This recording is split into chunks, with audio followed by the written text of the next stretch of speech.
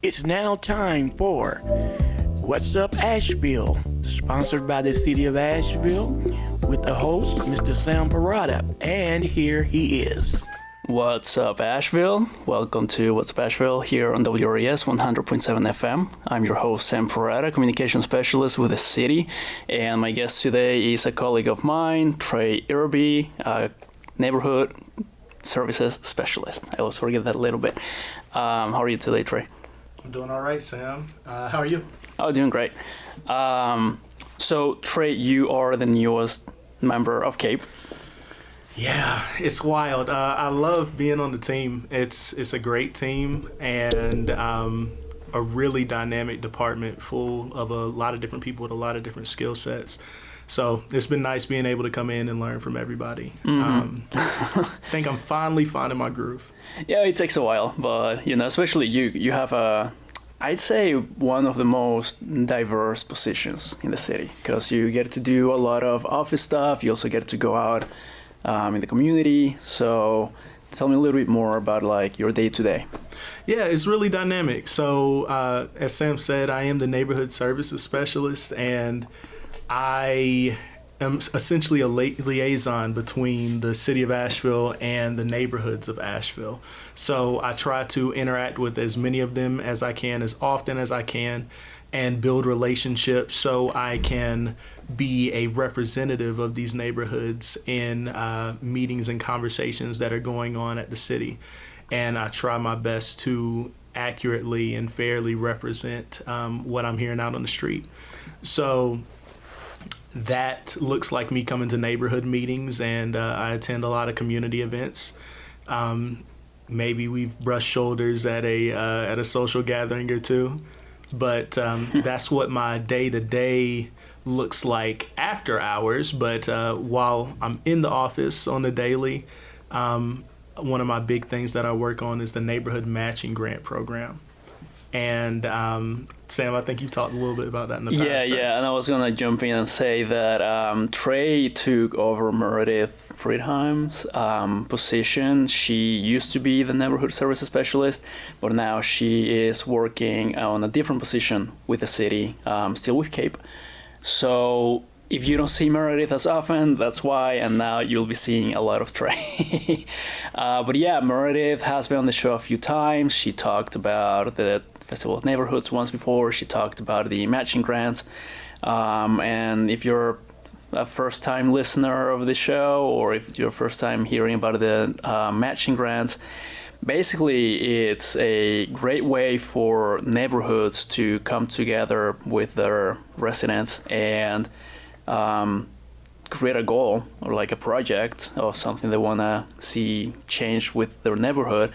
Could be art, could be functional, like speed bumps or whatever. Yeah, capacity building stuff. And then they put up to $5,000, and then the city matches that exact amount and helps throughout the process of, getting the project done. Did I get that kind of right? For the most part, yeah. Okay. And we try to be pretty flexible with neighborhoods when it comes to what they can put up. We want to make sure that this is accessible to everybody, because like Sam said, it's about bringing people together, right? So we don't want money to be a barrier to that. It doesn't have to necessarily be a cash match. You can match up to $5,000 worth of volunteer hours as well. So, and we value that based off of the national volunteer hourly rate. And yeah, so as long as people are coming together and doing something that's providing a public benefit to their community, for the most part, we're all for it. There are specific policies and guidelines, but we try to find a way to yes as often as possible. Yeah, and if you have any questions, or maybe you don't know if you're a part of a neighborhood, or you don't have like an organized association, you can call Trey, you can call Christina Israel. She's in the same division, and they'll get you all the, they'll guide you and hold your hand through the process. So just wanted to ask something for those who haven't heard about this, there is a limit on things that you can accomplish, and that is like basically a $10,000 max per project, or like let's say the neighborhood has like 10,000. Do you match 5K out of that? That's correct. We are only at this point only going up to $5,000 in cash. And how many active projects are there right now? Oh wow, that's a trivia question right there. I couldn't tell you right off the top of my head, but we try to grant up to one neighborhood. Each neighborhood, we try to grant them once a year. It used to be once a cycle when the applications were closing and opening, but now since they're accepted on a rolling basis, we use the calendar year to determine that. But there are several going on right now. We meet as a committee to get neighborhoods approved or selected, select applications and move those on to the next step of the process once a month. So we're always taking applications, and applications are always being reviewed. Can something be done for like a playground or like a dog park for the neighborhood, something stuff like that? Is that a possibility? Potentially. The issue is that those can be kind of expensive, and in addition to that, we have some people who at the city who have graciously decided to serve on our technical review teams, and they help us with all the bells and whistles of the technicalities and the permitting. That's what I was about to get to, you know. So me as a member of a neighborhood, I can come to you with an idea, and here's like maybe a plan or like an outline, whatever, and then you can say, we'll look at it, we'll see if it's possible, and if it's not, I'm sure like you don't simply just say no, but like provide opportunities or options, alternatives. Absolutely. It's all about getting the yes, and even if we can't do the exact thing that it is that you're looking to do, at the end of the day, we want to get to what the end goal, end result is, and if we can get you something that's in that same vein, we try to get to that as often as possible. Cool. So how would I go by applying? So there is a form that we use to collect our applications, and we would just have the project manager or whoever is going to be responsible for carrying out the project and overseeing it submit that form. And we ask for a few different things in there, like neighborhood support. So that can come via minutes from your neighborhood organization meetings, or a petition that was signed, or something like that. Just, we basically want to know that since this is something to bring people together, that people are truly bought in on it. So we need that neighborhood support, the application, a proposal saying what it is you'd like to do, how much you think it would cost, and how you would like to match that amount.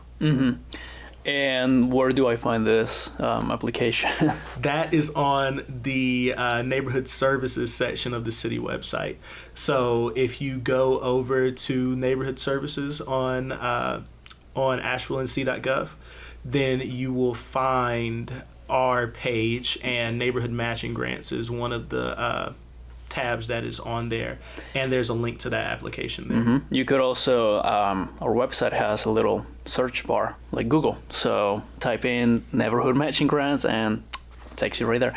Much more convenient. Let's say that I can't find anything, or I don't know if, I don't have all the information. Can I just give you a call or an email or something like that and just reach out and so you can help me? Absolutely, yeah. And my email and phone number is out there, but I'll go ahead and tell you right now, you can reach me at 828-337-5358 or TIRBY@asheville.nc.gov. Thank you, Trey. So you mentioned that sometimes you're out of the office working after hours, so some days you go to the office and then in the evening you go to a meeting. Absolutely, that's a big part of the job. In the earlier part of the month, there's something about the later part of the month. People just, I guess, don't feel like getting together as much anymore. Right. It's like a Monday through Friday. You just don't want to meet anymore. Yeah, and I get it. People enjoy their and we also don't see a lot of neighborhood meetings on Fridays. I wonder why. Hey, and that is perfect. I am not mad at you. Oh, no. Yes, I agree with you. But we don't see a lot of those. But typically the first 2 weeks are pretty packed. And just to be clear, I don't meet with every single neighborhood in Asheville. I go where I'm invited. So, Okay. That being said, if anybody's listening and they are like, well, we've never seen you before, like, I'd love to come. Shoot me an email, shoot me a text, and I would absolutely love to be a part of your neighborhood meetings, and I'd be happy to bring any updates or information from the city that you'd like to hear about as well. Mm-hmm. Trey is a great funnel of information that can be taken from meetings back to whatever department would be most appropriate to manage any requests or complaints, or answer any questions that may pop up. We do know there is a crazy fatigue of us asking you what do you need and what's wrong, and you answering that question to 5 different people over the course of many months. And Trey is a great resource for this. We have an internal network that can capture all those requests, and so we use that internally anytime someone shows up to a meeting, and then they'll be better prepared to know what it is that you need, so you don't get hit with the same old what do you need. So yeah, if you haven't had the chance, meet Trey. He's a great guy, very fun. And then you can just talk to him anytime. You just talk to him, get to know him, and just know that there's outlets to get your voices heard. There are many different outlets, and he's one of them. Do you want to talk a little bit about that at all? Yeah, absolutely. I don't really meet strangers, so if you see me, feel free to speak, and I promise I'll engage you back. But yeah, I absolutely am passionate about making sure that people are heard and represented properly, because there are important conversations that go on, and you all may not have the availability and time to necessarily be there for those conversations. So if I'm interacting with you and I'm going to a space like in a neighborhood meeting or a phone call or whatever it is, I want to make sure that I'm taking that information to the right place. Not necessarily because it always one-on-one determines what the outcome of a situation is, but I want to make sure that your voice is in the room, and that is taken into consideration when decisions are being made. Yeah, on that line too, we work very closely with departments internally. So oftentimes all we need to do is go to a different floor and go to someone's office and bring something up. Even that's not really an opportunity that a lot of people get to have. So yeah, we just have different resources, and Trey would be a great one to have. So on the topic of fun, I guess, because talking with you is fun. Festival of Neighborhoods is coming up. Oh yeah. Yeah, you can't forget about that. Absolutely not. Can't forget about that. So it happened last year, and you were not here for that. Correct. But you're here now, and I think you have like a big input in what's happening. So tell me all about what's happening this year. So I had my event planning chops tested this year. Oh. Being a part of the planning committee for the Festival of Neighborhoods. It's not easy to plan events. It's really not. I feel like it's one of those things. Everybody loves to party. Nobody loves to plan a party. Everybody just wants to show up. Yeah. And I completely get that, because I'm one of those people that just likes to show up. I was just gonna say, like, if I'm having a party at my house, I just planning it, and everything is like, it's as simple as getting some food, drinks, and just like setting the table. But like, there's so much going on. Mm-hmm. I can't imagine putting together an event this big. So yeah, go on. Yeah. So, and I mean, thankfully, it's not just me. I've been able to work with the planning committee, which has included some members of the Neighborhood Advisory Committee, also affectionately known as NAC. And there have been a few other people from the community that have decided to volunteer their time this year to help bring this festival together. And they have done an awesome job. Especially, and this would be a good time, I'll shout out some of our volunteers that were going out of their way to collect door prizes for the festival. And man, you all have to come out to the festival because these door prizes are amazing. They've got food certificates, like gift certificates from all your favorite restaurants, Taco Billy, Farm Burger. I think Rocky's put something in. Mm-hmm. Who else? White Labs. I'm missing. I know I'm missing a few, but that's a good lineup already. It's already right, and there have been several other groups that have donated, and we've had a few sponsors this year as well. So I think the festival is really going to turn out well. The volunteers are the main reason for that. So this is done for the community and by the community with the intention of spotlighting Asheville's neighborhoods and going in and creating an environment where we can have a dialogue, an interactive dialogue around neighborhood history and culture. Mm-hmm. And it'll also be something fun for the kids and the rest of the family too. So, I was gonna say, since I'm not a part of the planning committee, or I don't really participate much in the overall organizing of this event, I thought this was mostly going to be a city-led initiative, but you're making it sound that it's really, a joint, mostly volunteer force that is making it happen. Absolutely. I can't praise them enough. They have put in several hours of their time and a lot of their mental energy, mm-hmm. and have leveraged their community connections to be able to pull this thing together from start to finish. So I'm really proud of the work they're done, and I'm proud to be a part of it as well and support where I can. And that's my role as the person from the city in this initiative, is trying to do what we can as a city to support what they have going on and bring their vision to life. And I think it's going to come out absolutely wonderful. So when is this happening and where do we show up? So please show up on September 14th at 11 a.m. This will be going on till 3 p.m. at MLK Park.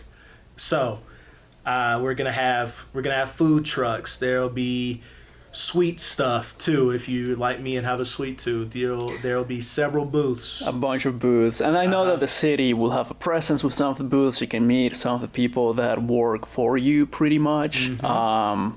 I forget what departments are 100% going, because a lot of them don't have the capacity to show up, but a lot of the departments are going, and then each neighborhood is going to have their own booth as well. Right. I think there are 13 neighborhoods confirmed. There are several city departments that are confirmed. APD will be there. The fire department will be there. We'll also have transportation and sustainability and public works. And I feel so bad because I'm named almost all of them, and I feel like I'm missing a few. Communications and public engagement will be there. We'll be there. Yes. We'll be there. We have a lot of events going on this month, but yeah, we'll have a booth, so we'll see you there. And so last year, after the event happened, from what I heard, it seemed like there was a lot of, how do I say this, like neighborhood talking to neighborhoods, like a lot of connections being made, pretty much like a networking event, but for fun. Because you don't know who your neighbors are, and this is a great way to just go out there and meet new people, just have fun, bring your kids. I'm sure, are there going to be any like activity events? Yeah, there'll be several yard games. Asheville Parks and Rec is bringing Rec and Roll. So what is that? So that's a trailer, I think, and it has a bunch of different yard games and different cool. different stuff like for the kids to play, and I mean, the big kids too. So I mean, I played whatever. Like if there's a frisbee out there, like I'm gonna have some fun. But there will be plenty of that. There will also be several neighborhood organizations too, so different nonprofits that are going to be here. There are different pseudo and actual government organizations like the Buncombe County Tax Assessor's Office will be there. There will be some practical services that are present at the festival as well. A couple of neighborhoods will be doing voter registration. And go vote. Yeah, there will be just about everything you can think of out there. So cool. It'll be a fun little get together. And again, this is happening on September 14th. This is Saturday, from 11 a.m. to 3 p.m. Okay, long event. Where is this taking place again? Martin Luther King Park. Yes. Last time we were there, wasn't there? I forget if there was a bouncy house. There was. There will be an inflatable obstacle course there this year. The obstacle course, yeah. All ages. I'm not stopping anybody. I'm not stopping myself. I love a good obstacle bouncy house. I'm telling you, I think it's 2 lanes. I think it's set up to where you can race. That's the whole point, yeah. Yeah. Come race me. I dare you. Okay, cool. So we have the matching grants, the neighborhood of, oh my God, the Festival of Neighborhoods. Why can't I not think today? And by the time you hear this, it'll be like a week away. And if you're hearing this after September 14th, a Saturday, then I hope we saw you there. And if not, then we'll see you there next year. Because it was very successful last year, from what I've heard. I didn't get a chance to go.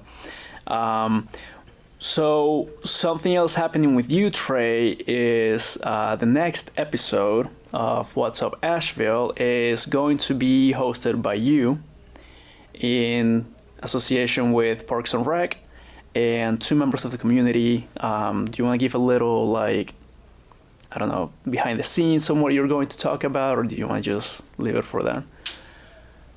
Yeah, Southside Stand Up.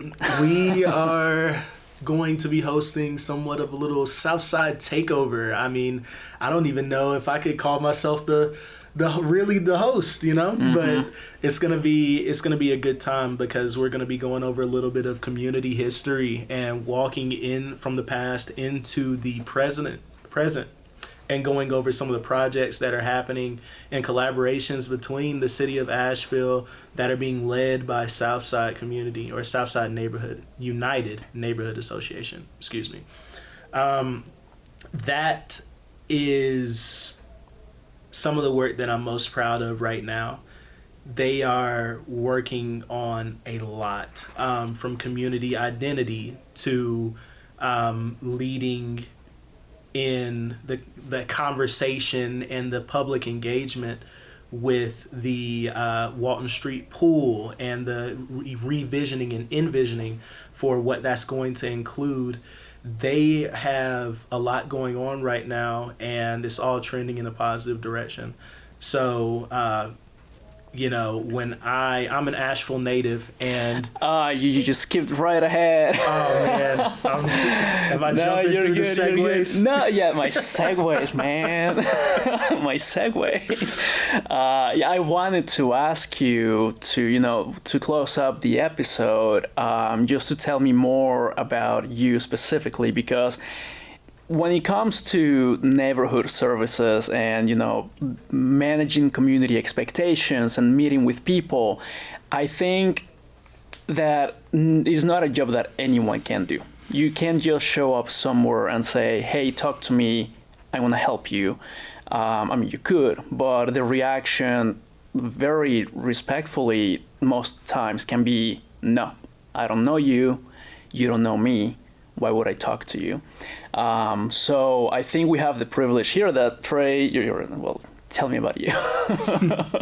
Well, yeah, I absolutely agree with you. I think that I could not be as impactful doing this role as I otherwise would be if I didn't have the connections that I have. And that being said, Asheville native. yeah, and thank you to everyone that I know, because you all have enabled me to be able to do this more effectively and be able to find my groove a little bit faster.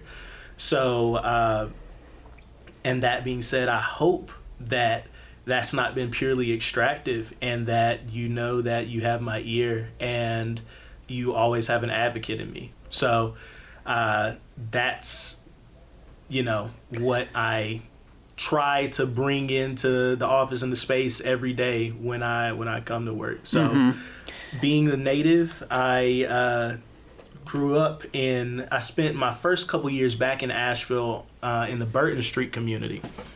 And speaking of the Burton Street community, they are also having a get-together this weekend. Yeah. So if you're hearing this, like on the day that it's released, Friday, it's going to be like the day after? The day after. The day after. Okay, so you have one chance. You have one chance. I hope that you are listening to this as soon as it comes out.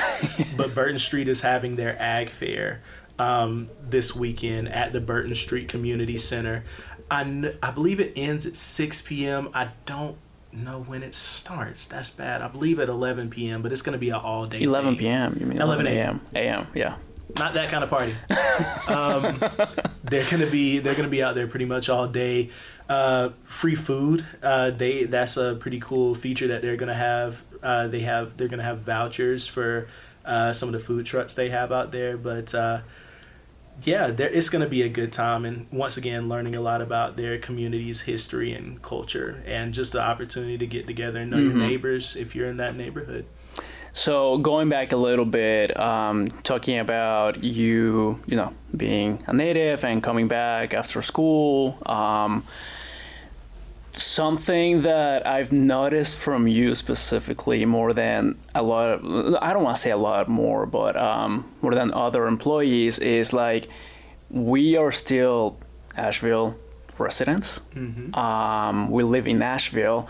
So, whatever decisions that are done, we're affected by it too. And a lot of your worries and complaints and, decisions that you want to be seen are also shared by a lot of people working for the city, because we live here, we are just like you. We just happen to work with the decision makers and the people who make those happen. So, just to say, thank you for coming back and really being that mouthpiece for the community when, there's really not many chances for us to show up to your spaces and listen and talk. And I know that tensions can get high. Totally understand that. We do. We show up knowing that sometimes you're not the happiest with us. But we like Asheville, so we're going to do it regardless. But yeah, so this is Trey Irby. Do you have any parting words, Trey? Wow, any parting words? I will just say that it's been a pleasure being on today, and it has been a pleasure serving you so far as your neighborhood services specialist, and I'll see you soon. You'll see, very, very soon. How long have you been with us by now? It's a little over 4 months now. Only 4 months, man. I feel like you've been in the office for a long time already.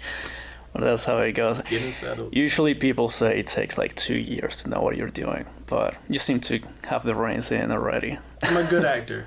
Well, he's also good at his job. Don't listen to him. All right, that's all the time we have today. Thank you for listening. Thank you, Trey, for coming in. And we'll see you next week with Trey as your host on WRES 100.7 FM. See you next time, Asheville. You've been listening to What's Up Asheville, sponsored by the City of Asheville in collaboration with WRES 100.7 FM. This program will re-air every Monday, Wednesday, and Friday at 12:30. Thank you for listening.